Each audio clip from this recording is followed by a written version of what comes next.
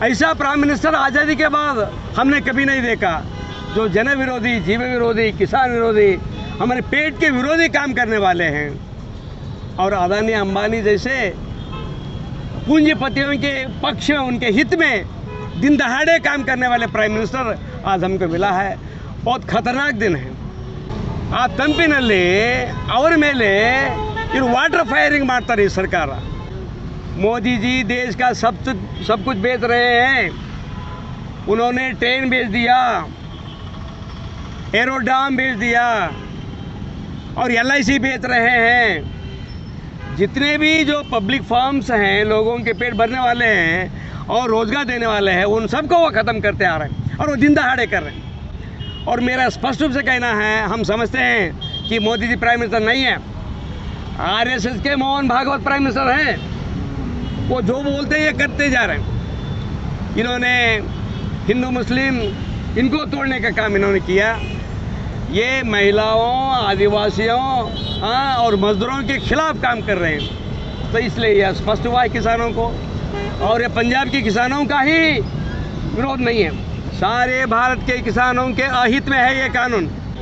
हाँ, आज nation for farmers की तरफ से जो भूख हड़ताल बैठे हैं 5 लोग, और भी दूसरे ऑर्गेनाइजेशंस हैं, सोशल एक्टिविस्ट हैं, सब लोग साथ दे रहे हैं इसका। तो हम भी पूरे गुलबर्ग ज़िले के किसानों से अपील करते हैं कि ये खाली पंजाब, राजस्थान, मध्य प्रदेश और वहाँ नॉर्थ के किसानों का मसला नहीं है, ये पूरे देश के किसानों का मसला है।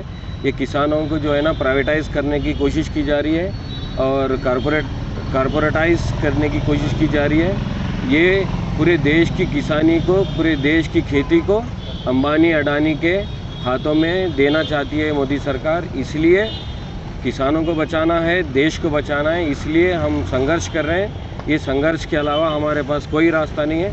हम सारे देश के किसानों को, गुलबर्ग के किसानों से अपील करते हैं कि आप भी इस संघर्ष में शामिल होकर इस बिल को, इस काले कानून को, किसान विरोधी काले कानून को वापस लेने की मांग करने के लिए साथ दीजिए। Altaf Inamdar, nation for farmers, Gulbarga. इसलिए सारे भारत के किसान, पंजाब के किसान आज जो दिल्ली में बैठे हुए हैं, उनके साथ हैं, हम सभी उनके साथ हैं। ऐसा नहीं कि वो पैदा जो करता है किसान, किसानों के लिए नहीं है। प्रोफेसर्स हैं, वकील हैं, डॉक्टर हैं, सबके पेट के लिए वो खाना देते हैं। और भारत के इतिहास में पहली बार बेरोजगारी ज़्यादा है, और इससे लोगों को भड़काने के लिए, और जो नेशनल डेवलपमेंट है, डेवलपमेंट माइनस में आया है। सबसे पहले बार 40 साल के बाद देश का डेवलपमेंट माइनस में आया है। इन सबसे लोगों के मन को डाइवर्ट करने के लिए वो कभी राम मंदिर की बात करते हैं, कभी गौ हत्या निषेध की बात करते हैं। लोगों की दिलों को, विचारों को भड़काने के लिए ये लगातार काम कर रहे हैं। हमें मोदी जी का और RSS का, आज की सरकार का जो जन विरोधी, जीव विरोधी कानून है, उनको विरोध करना है, हमारे लोगों को तैयार करना है।